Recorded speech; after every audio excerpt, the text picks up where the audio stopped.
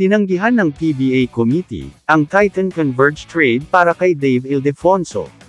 Ang kalakalan sa pagitan ng Converge Fiber X-Ears at PBA, na mga bagong dating na Titan Ultra Giant Risers na kinasasangkutan ng mga karapatan sa paglalaro ni Dave Ildefonso ay hindi natuloy.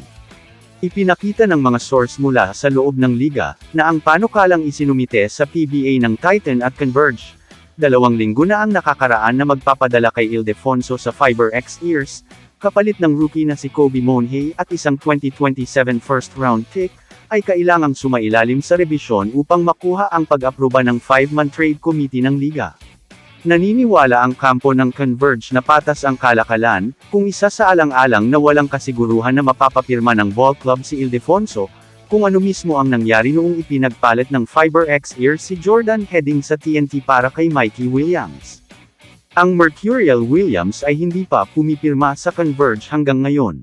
Ang Titan Ultra, sa kabilang banda, ay mas gusto na makakuha ng isang bagay na nakikita mula sa mga karapatan sa pagpirma ni Ildefonso, na kinuha sa number 5 overall ng Northport noong nakaraang season, ngunit nabigong makipagkasundo sa kampo ng Batang Pierre.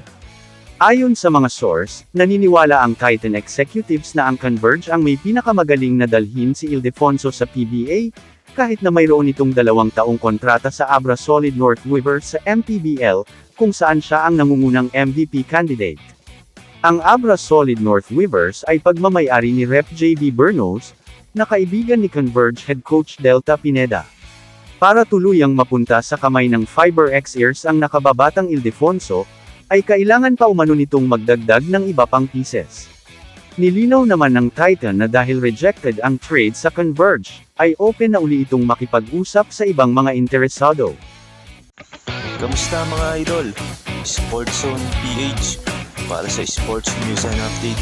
Kung bago ka pa lamang dito sa channel ko, pindutin mo na ang subscribe button at notification bell para lagi kang update sa mga sports news.